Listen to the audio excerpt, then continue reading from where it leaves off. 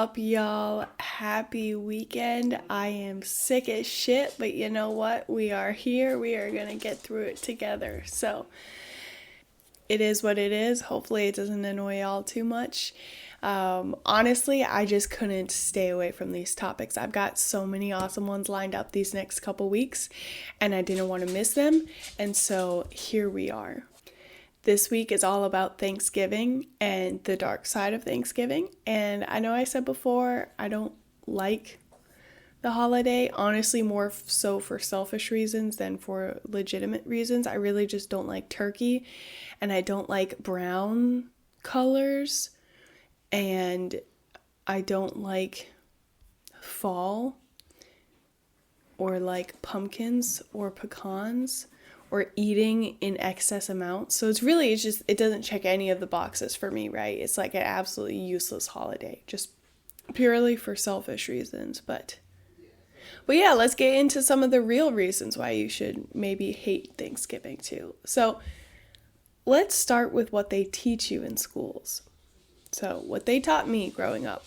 So I remember being taught that Thanksgiving was a celebration of the Pilgrims surviving their journey across the Atlantic and then surviving the winter in like unsurvivable conditions, and more than half of them died and like barely any survived. And then the Native Americans there taught them like how to plow fields and like plant things that would actually grow. And then Thanksgiving was a time after the harvest for them to all get together and celebrate the corn actually growing or something. That's what I remember, okay? That's what I was taught in school. And now it actually happened. So when the Europeans began coming over, it was like 4 years before the Mayflower even arrived. They carried foreign illnesses with them that killed Native Americans at insane high rates. And then, that of course made it easier for the colonizers to take over the lands. The settlers would kidnap and sell Native Americans into slavery. The newly settled Europeans also did not actually invite the Native Americans to the feast. So I saw a bunch of stories and articles because I was like, okay, maybe I don't remember correctly what I was taught, or maybe I missed it or something. So I did some research to see like what the standard run-of-the-mill storyline and narrative was, and they all said that even some of the articles that were actually more on the modern side, I guess if you will, they all said that there were members of this specific tribe, the Wampanoag tribe, that were there during this feast and the fast, the 3-day celebration and, quote unquote, first celebration of Thanksgiving. But the crazy thing is what had actually happened, or I guess really more so the reason why they were there is not because they were invited, but because their leader of the Wampanoag tribe had declared an alliance with the settlers, and members of the tribe were showing up to honor a mutual defense pact because they had heard the Pilgrims shooting their guns in celebration, and they thought that they were in combat. And so then after some talk, then they decided to spend 3 days together and join the feast. But the whole reason for the coming together was not even a mutual, warm, fuzzy tradition like we were taught in school. And so from then on, Pilgrims celebrated quote-unquote Thanksgivings in the traditional way of fasting and praying. But several times this happened because of the massacres of Native Americans. And one time in particular that I found, 1637, the Massachusetts colony governor John Winthrop declared a day of Thanksgiving after volunteers murdered 700 Pequot people. And this incident is also often cited as the first official mention of a Thanksgiving ceremony, and it is another commonly cited origin story for the Thanksgiving that we know today. So obviously there is a huge disconnect between what we're told and what truly happened, and obviously this all starts in the school, right? Which, throwback to the whole reason I have this podcast and why I want to teach English. What we teach in school matters. What we tell our kids matter. How we talk about other things in front of our kids matters. They catch on. They understand a lot more of what we're saying than I think we give them credit for. And so I can't understand, though, how people were saying, like, okay, well, we don't want to lie to the kids. And like, okay, let's have a truthful Thanksgiving. But also, how do you teach a kindergartner about massacres? How do you teach them about slavery? How do you teach them about all of these things that happened, genocide? How do you tell a kindergartner that when they see it as, let's make, turkeys out of hands with construction paper and add some feathers, but I want to eat pumpkin pie, which is a very valid point. I know there's been a lot of like state legislation forever, basically decades and decades of trying to at least incorporate some of the truth in there in a child-friendly way. But it's hard to break those traditions that we have now. It's a difficult thing to do. It's definitely a hard truth that has to be swallowed, right?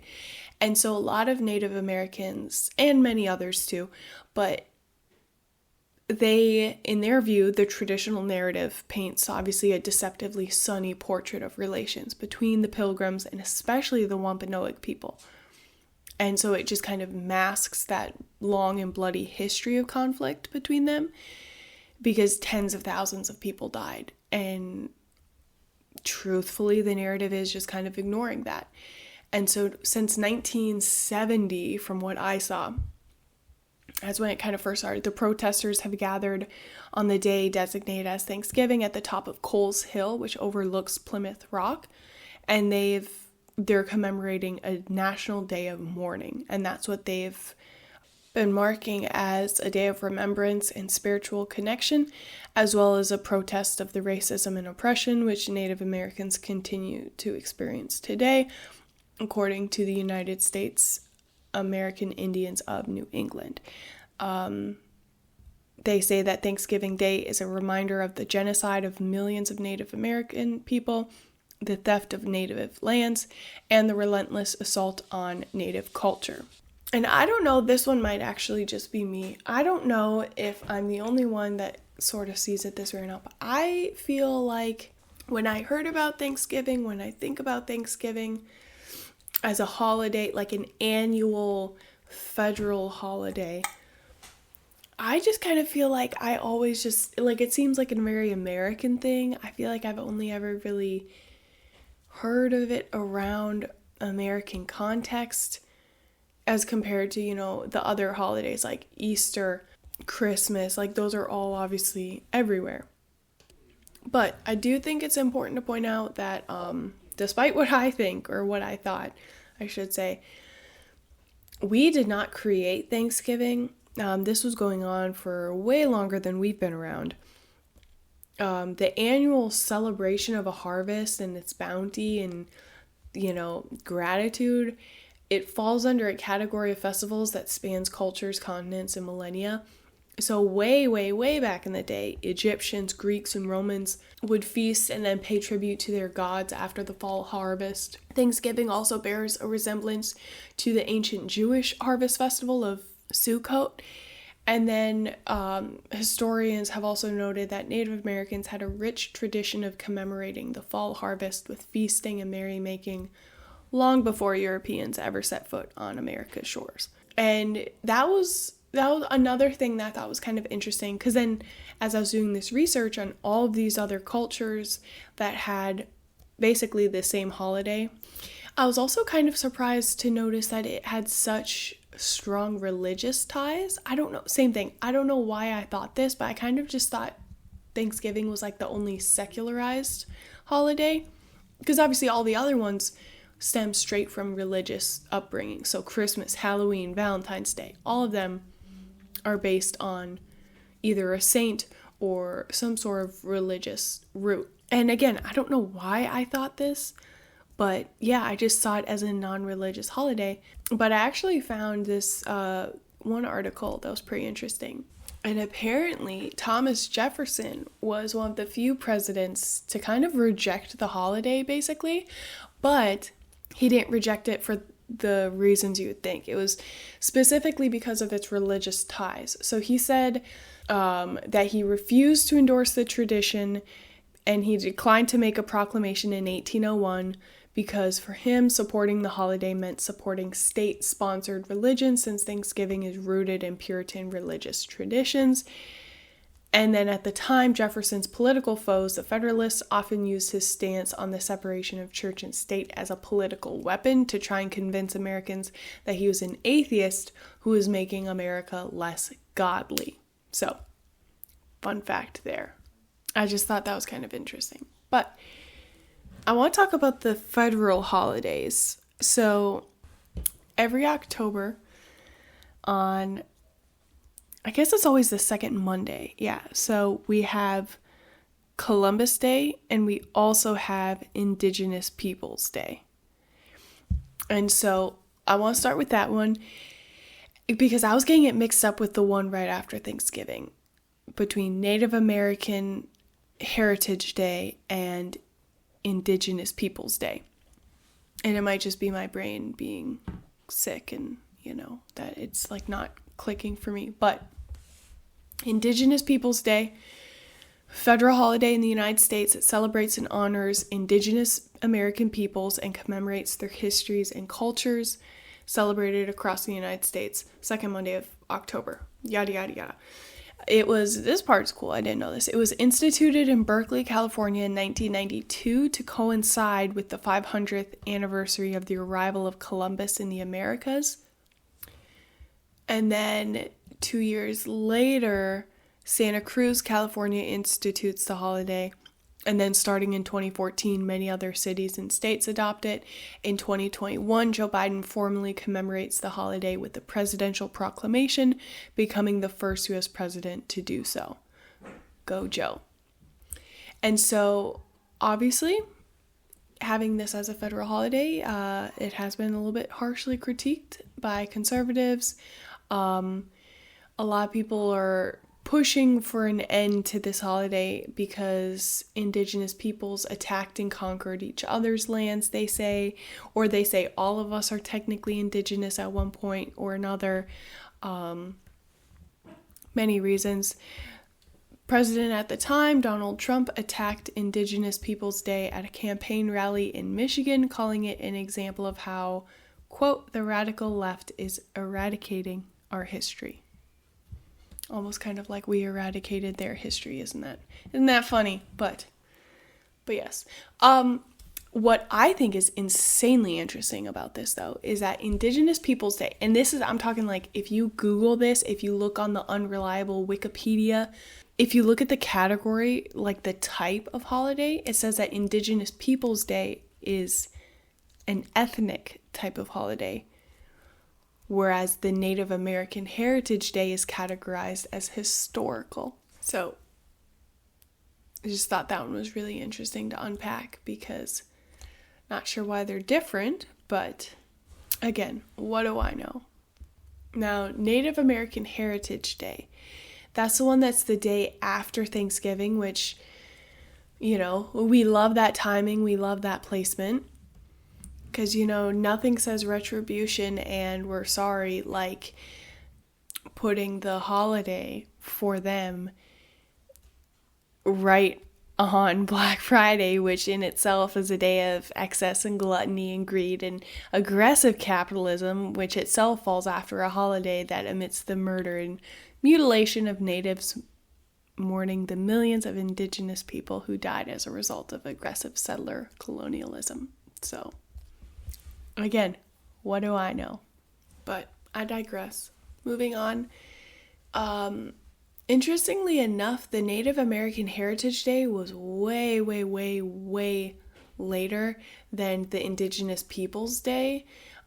It wasn't signed into law until George W. Bush. So that was 2008. And then he designated the Friday after Thanksgiving as Native American Heritage Day, quote, as a day to pay tribute to Native Americans for their many contributions to the United States. And it's supposed to encourage Americans of all backgrounds to observe the day after Thanksgiving as Native American Heritage Day through appropriate ceremonies and activities. It also encourages public elementary and secondary schools to enhance student understanding of Native Americans by providing classroom instructions focusing on their history, achievements, and contributions. Now, if that's actually happening is another story, but those are the 2 official holidays. I will say, I don't know, maybe it's just like the cold med brain right now just not working for me, but like, I kind of don't understand the difference between the 2, I'm not gonna lie. Like, they kind of sound like the same thing to me. I'm not sure.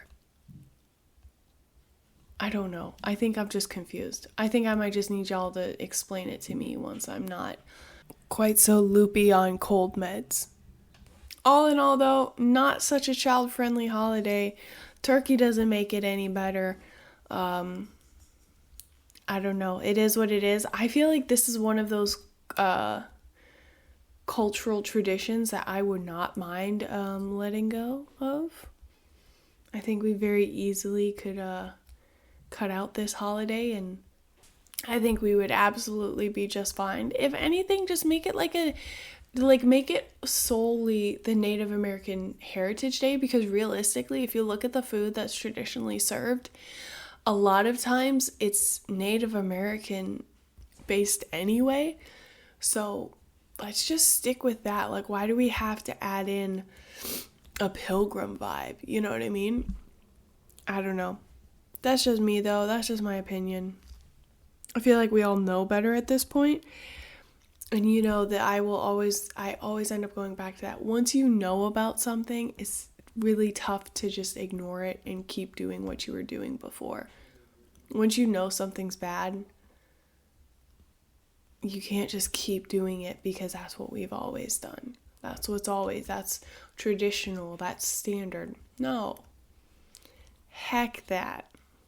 I'm trying to swear less in my podcast, if you couldn't tell. It hasn't been working for me, though. That's okay. That's fine. It is what it is, you know? But thank you for tuning in for this sickly little episode. I appreciate you sitting through my voice sounding like this. I swear this episode really, really helped me work on my editing skills, because I've had to pause it literally like every 17 to 24 seconds to cough a lung out or to drink some tea, because otherwise I sound even worse. So, but you know what? At least I cut out all the sounds of me like sucking on cough drops. So you're welcome for that, because that was very annoying. I got through like 5 minutes and I was like, I can't do it. Nope, cut it out. So, but yes, be a decent human being and drink some water, drink some emergency, get your zinc, get your oranges. Just, really load up on that vitamin C right now. Drink your water. I already said that. That's okay. All right. Be a decent human being. Make good choices. Yep. We love you guys. Okay. Okay. Bye.